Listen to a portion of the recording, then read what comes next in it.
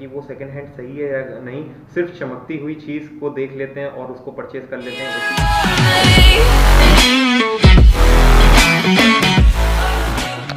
Alright, so hey guys, once again welcome back to another amazing video of road racer Rishabh. आज की इस video में हम लोग बात करने जा रहे हैं new motorcycle versus second hand motorcycle के बारे में। कौन सी अच्छी रहेगी या कौन सी खराब रहेगी, आज इस वीडियो में हम लोग बात करेंगे। दोनों के एडवांटेज और डिसएडवांटेज के बारे में बताएंगे और एट लास्ट में ये भी बताऊंगा कि अगर आप सेकंड हैंड मोटरसाइकिल ले रहे हो सो लेना सही रहेगा आपके लिए कि गलत रहेगा, या न्यू मोटरसाइकिल भी ले रहे हो तो लेना सही रहेगा कि गलत रहेगा, तो मैं लास्ट में ये भी बताऊंगा। So before starting this video I would like to thank to all of you guys, क्योंकि आपको पता होगा मैंने एक ऐसी वीडियो पहले भी बनाई थी, आज के 1 साल पहले समथिंग। सो उसमें मैंने ये बताया था कि अगर आप सेकंड हैंड मोटरसाइकिल ले रहे हो तो आपको क्या क्या चीज़ें देखनी चाहिए, ध्यान में रख के आपको उस मोटरसाइकिल को लेना चाहिए था। ऑल्दो उसमें व्यूज़ 26 या 27 हज़ार आए, 1,500 कुछ लाइक आए हैं, बट उसमें से बहुत से लोगों ने मुझे इंस्टाग्राम पे डीएम किया, इवन तो कमेंट में भी बात करी कि ये मोटरसाइकिल मैं लेने जा रहा हूँ। मोस्टली जो पब्लिक थी उसने सिर्फ R15 के बारे में पूछा, 2-3 लोग और थे जिसने अलग अलग बाइक के बारे में पूछा, बट ज़्यादातर लोग ने R15 के बारे में पूछा, क्योंकि मैंने R15 को लेके ही वीडियो बनाई थी, अपनी R15 को लेके वीडियो बनाई थी। तो बहुत से लोगों ने ये पूछा कि सही रहेगा लेना, इतना इतना किलोमीटर चली हुई है, ये सर्विस रिकॉर्ड है, लेना सही रहेगा कि नहीं रहेगा। सो इसके ऊपर बहुत से लोगों ने मुझे अप्रिशिएट किया और बहुत से लोगों ने उस वीडियो पे प्यार दिया। So first of all very very thank you for all of you guys, और keep loving, keep supporting. Anyways, यहाँ से हम लोग स्टार्ट करते हैं video. So without wasting any time let's get started.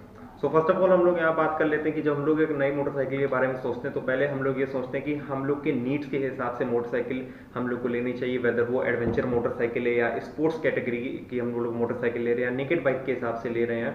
बहुत से लोग की अपनी अपनी पसंद होती है, अपनी अपनी चॉइसेस के हिसाब से मोटरसाइकिल परचेज करते हैं। लेकिन जब हम लोग मोटरसाइकिल परचेज करने जा रहे होते हैं हम लोग ये देखना भूल जाते हैं कि वो सेकंड हैंड सही है या नहीं, सिर्फ चमकती हुई चीज़ को देख लेते हैं और उसको परचेज कर लेते हैं, उसको अंदर से जान के ही नहीं लेते हैं।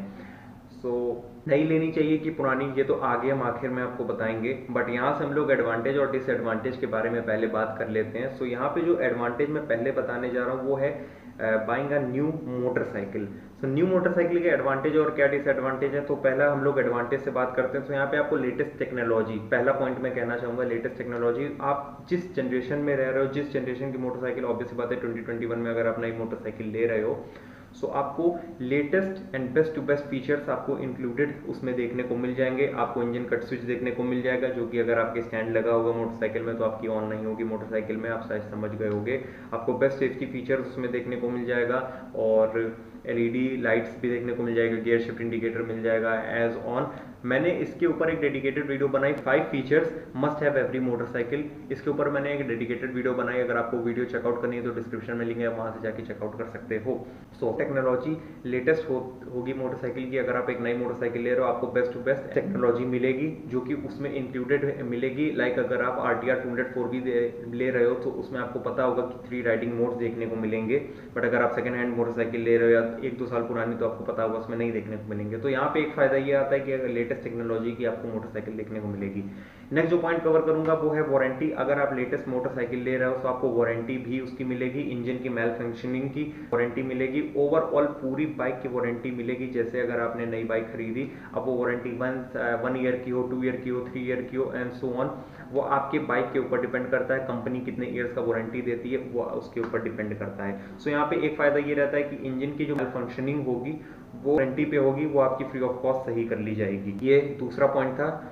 और तीसरा पॉइंट में जो कवर करूंगा परफॉर्मेंस। तो परफॉर्मेंस वाइज आपको पता होगा नई मोटरसाइकिल है, परफॉर्मेंस काफी ज्यादा अच्छी होगी, कोई शक नहीं होगा कि परफॉर्मेंस उसमें लूज डाउन होगी या परफॉर्मेंस बेकार होगी। आपको पता होगा नई नई मोटरसाइकिल है, परफॉर्मेंस अच्छी होगी, और जहां पहली सर्विस हो गई परफॉर्मेंस और अच्छी हो जाएगी उसकी। तो आपको ये डेफिनेटली पता होगा कि नई मोटरसाइकिल है, परफॉर्मेंस भी अच्छी होगी, जिस स्पीड में वो भागना चाहिए वो उसी स्पीड पे भागेगी।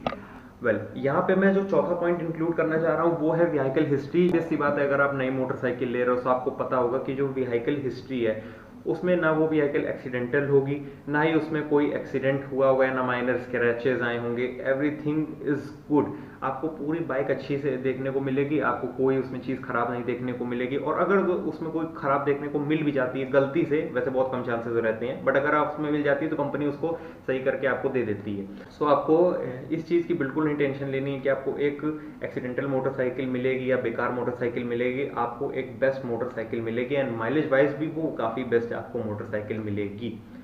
ये इतने से एडवांटेज थे जो कि मैंने अब तक एक्सपीरियंस किए, अब तक रिव्यू किए मोटरसाइकिल को, उसके बेसिस पे मैं ये बता रहा हूँ। ये 4 एडवांटेज थे। अब हम लोग बात करते हैं डिसएडवांटेज के बारे में। यहाँ पे जो डिसएडवांटेज है मोटरसाइकिल का, जो सेकंड हैंड मोटरसाइकिल है, मेरे हिसाब से इंश्योरेंस प्रीमियम, जो कि मैं पहला पॉइंट इंक्लूड करना चाहूंगा। इंश्योरेंस प्रीमियम में आपको पता होगा जब आपकी नई मोटरसाइकिल है, आपको बेस्ट टू बेस्ट इंश्योरेंस और एक प्रीमियम इंश्योरेंस कराना होगा कि फ्यूचर में आपका भगवान ना करे हो, बट अगर आपका एक्सीडेंट हो जाता है तो आपको एक इंश्योरेंस क्लेम मिल पाए, आपकी बाइक हाफ प्राइस में या फुल प्राइस में जो कंपनी प्राइस देती है, वो आपका इंश्योरेंस के ऊपर डिपेंड रहता है। First party, third party, fifth party, आगे पार्टीज के ऊपर डिपेंड रहता है। बट आप बेस्ट टू बेस्ट इंश्योरेंस ले रहे हो अपनी स्पोर्ट्स बाइक के लिए या नेगेड बाइक के लिए, तो आपको पता होगा कि हाफ पेमेंट हमको करना होगा, या अगर आप फर्स्ट पार्टी ले रहे हो तो आपको ये पता होगा कि फुल पेमेंट हमको नहीं करनी होगी, पूरा कंपनी है उसका झेलेगी। वो तो एक अच्छा पॉइंट है, लेकिन इंश्योरेंस होता है उसके लिए आपको बहुत ज़्यादा प्राइस पे करना पड़ता है, एक हाई लेवल का प्राइस पे करना पड़ता है आपको इंश्योरेंस प्रीमियम करवाने के लिए। नेक्स्ट जो पॉइंट मैं कवर करूंगा वो है दूसरा पॉइंट, वो है डिप्रिसिएशन। जैसा कि आपको पता होगा, जैसे ही आपने बाइक परचेज करी, जहां आपने शोरूम से निकाली, 5-6 हज़ार रुपए वहीं उसके कम हो गए, और धीरे धीरे जैसे कि आप बाइक चलाते रहोगे, किलोमीटर बढ़ते जाएंगे और सर्विस भी होती रहेगी। ऑब्वियस सी बात है, बाइक आप चला रहे हो, किलोमीटर बढ़ रहे हैं, सर्विस भी होगी। वहाँ पे धीमे धीमे जैसे जैसे किलोमीटर्स बढ़ते जाएंगे, उसकी जो प्राइस वैल्यू है वो भी धीमे धीमे कम होती जाएगी। एक ये डिसएडवांटेज ये भी आपको है न्यू मोटरसाइकिल को परचेज करने में। मेरे हिसाब से 2 ही पॉइंट थे, मुझको कवर करने थे। बाकी अब हम लोग बात करते हैं एडवांटेज और डिसएडवांटेज सेकंड हैंड मोटरसाइकिल के। यहाँ पे हम लोग स्टार्ट करते हैं सेकंड हैंड मोटरसाइकिल के एडवांटेज के बारे में, क्योंकि जो पहला पॉइंट मैं कवर करने जा रहा हूँ वो है लोअर एक्सपेंसेस। ऑब्वियस सी बात है, सेकंड हैंड मोटरसाइकिल ले रहे हो आपको प्राइस बहुत कम में देखने को मिलेगा, आपको एक कन्वीनियंट अमाउंट में आपको अपनी मनचाही मोटरसाइकिल मिल जाएगी। लाइक आप यामाहा R15 V3 लेने जा रहे हो, अप्रॉक्स 15 to 16,000 किलोमीटर क्लॉक करिए, 2-3 सर्विस, मैक्स 3 सर्विस हो चुकी है उसकी, तो आपको पता होगा कि हमें एक ठीक प्राइस में मिल जाएगी। लाइक मान लीजिए आपकी बाइक ऑन रोड प्राइस 1,75,000 है, तो अप्रॉक्स आपको वो बाइक 1,10,000 या 1,20,000 में आराम से मिल जाएगी। आपका एक कन्वीनियंट अमाउंट में आपको बाइक मिल गई, ज़्यादा किलोमीटर भी उसने क्लॉक नहीं किए थे, अब आप उसको भी यूज़ कर सकते हो। ये काफ़ी अच्छा पॉइंट है, काफ़ी अच्छा एडवांटेज होता है कि लोअर एक्सपेंस में अपने प्राइस के हिसाब से आपको एक सेकेंड हैंड बाइक मिल जाती है, आपको अपनी ज़रूरत के हिसाब से।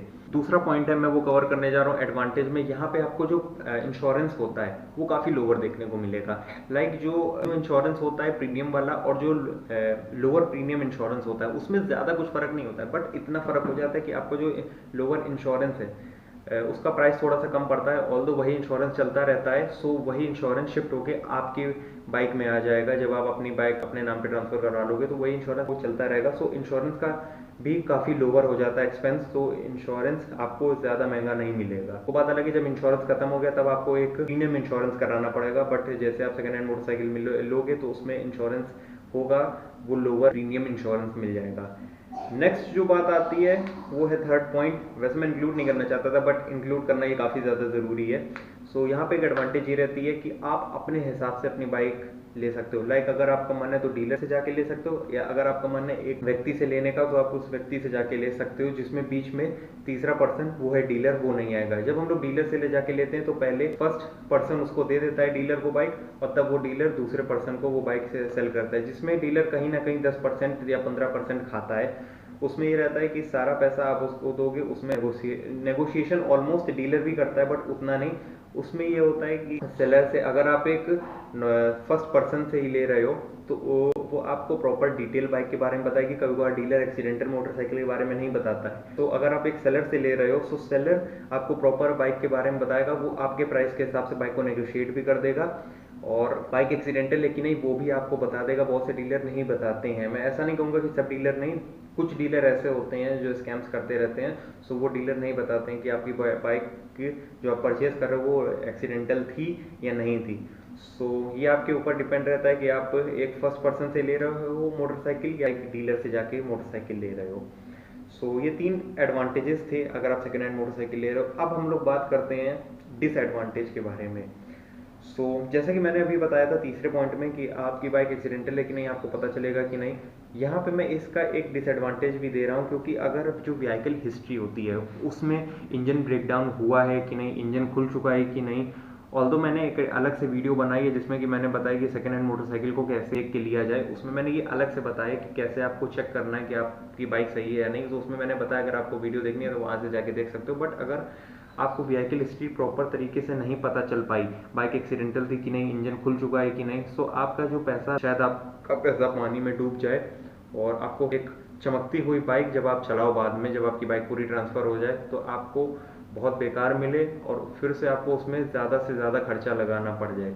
सो व्हीकल हिस्ट्री जानना बहुत ज़रूरी है और अगर आप नहीं जान पाए तो आपके साथ बहुत दिक्कत आगे चल के फेस करनी पड़ सकती हैं आपको। सेकंड पॉइंट मैं इंक्लूड करूंगा मेंटेनेंस का। सो जो मेंटेनेंस होता है सेकंड हैंड मोटरसाइकिल का, वो धीमे धीमे बढ़ता जाता है जैसे जैसे आपका किलोमीटर से इंक्रीज होते जाएंगे। सो धीमे धीमे चीज़ें भी चेंजेस होते ही जाएंगे उसमें, लाइक ऑयल फिल्टर भी चेंज होता जाएगा, रेडिएटर भी शायद चेंज हो जाए, वो बाइक के ऊपर डिपेंड करता है बाकी।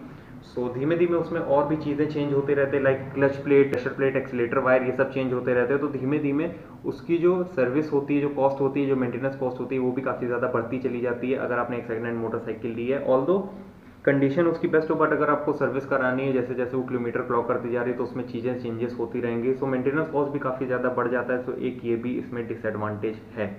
सो इतने एडवांटेज थे और इतने डिसएडवांटेज थे सेकेंड हैंड और न्यू मोटरसाइकिल के बारे में।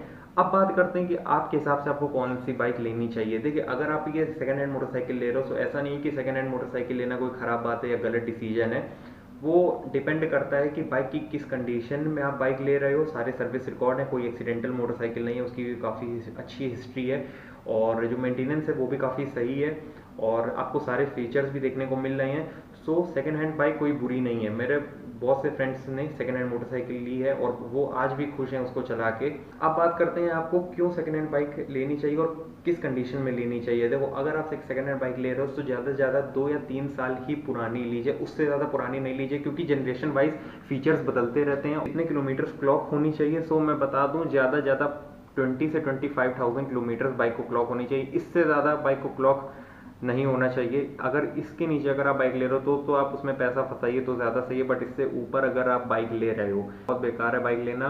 उसको छोड़ के आप कोई दूसरी बाइक पे जंप कर सकते हो जो कि 25 किलोमीटर से कम चली हो, क्योंकि जैसा कि मैंने बताया डिसएडवांटेज में आपका मेंटेनेंस भी ज़्यादा लगेगा, आपका जो इंश्योरेंस होगा वो भी ख़त्म होने लगेगा धीमे धीमे, फिर आपको एक नया इंश्योरेंस कराना पड़ेगा जिसकी वजह से आपको एक अलग से पैसा देना पड़ेगा और माइलेज भी आपको बेटर नहीं मिलेगा। सो इससे अच्छा है 25,000 किलोमीटर से कम की ही आप मोटरसाइकिल लीजिए, वो ज़्यादा आपके लिए बेटर रहेगा। और मैं ये भी बता दूं कि बाइक कोई पुरानी नहीं होती। अगर आप टाइम टू टाइम मेंटेन कर रहे हो, उसको सब ध्यान से दिखवा के चल रहे हो, उसमें कोई भी प्रॉब्लम आ रही है उसको सॉल्व करा रहे हो, तो बाइक कोई भी प्रॉब्लम हम नहीं करेगी। कोई बाइक पुरानी नहीं होती है, उसको पुराना कर दिया जाता है अगर आप उसको टाइम टू टाइम मेंटेन नहीं कर रहे हो। सेकेंड हैंड मोटरसाइकिल का इतना ही था। अब बात करते हैं न्यू मोटरसाइकिल का। देखिए, अगर आपके पास अच्छा खासा अमाउंट है कि आप इस मोटरसाइकिल में इन्वेस्ट कर सकते हो, सो आपको डेफिनेटली न्यू मोटरसाइकिल लेना चाहिए, क्योंकि first hand motorcycle first hand ही होती है। शोरूम से निकालने वाली जो फील होती है, वो जो वाइब होती है, वो एक अलग ही होती है। और आपको पता होगा कि व्हीकल हिस्ट्री काफ़ी ज़्यादा सही होगी, उसके साथ कुछ भी नहीं होगा, माइलेज आपको काफ़ी अच्छा मिलेगा, सर्विस कॉस्ट भी ठीक होगी शुरुआत की, और जो स्टार्टिंग किलोमीटर्स होंगे वो आप ही के हाथ के होंगे, किसी और के हाथ के नहीं होंगे। सो बहुत सारे एडवांटेज हैं नई मोटरसाइकिल लेने का। सो ये जो पॉइंट्स थे वो आपके बजट के हिसाब पे डिपेंड करते हैं। आपका बजट अगर सेकेंड हैंड पे बोल रहा है, सो आप बेस्ट कंडीशन देख के सेकेंड हैंड लीजिए, और अगर आपके पास इतना पैसा है कि आप फर्स्ट हैंड मोटरसाइकिल ले रहे हो, then definitely you can go for it. बाकी इतनी सी थी वीडियो, यहाँ से करेंगे वीडियो को एंड। और अगर आपको कोई भी क्वेरीज हो इस वीडियो से रिलेटेड तो आप कमेंट सेक्शन में मुझसे बता सकते हो, और इंस्टाग्राम पे भी मुझसे डीएम कर सकते हो। इंस्टाग्राम की डिस्क्रिप्शन में आपको लिंक देखने को मिल जाएगी, वहाँ पे मेरी इंस्टाग्राम की लिंक है, वहाँ से जाके आप मुझको फॉलो कर सकते हो कोई भी क्वेरीज पूछने के लिए। बाकी इतनी सी वीडियो, यहाँ से करेंगे वीडियो को एंड। तो वीडियो अच्छी लगे तो लाइक करना, शेयर करना, कमेंट करना, सब्सक्राइब करना। मिलते हैं नेक्स्ट वीडियो में। Till then ride safe and don't you forget to subscribe my channel. Thanks.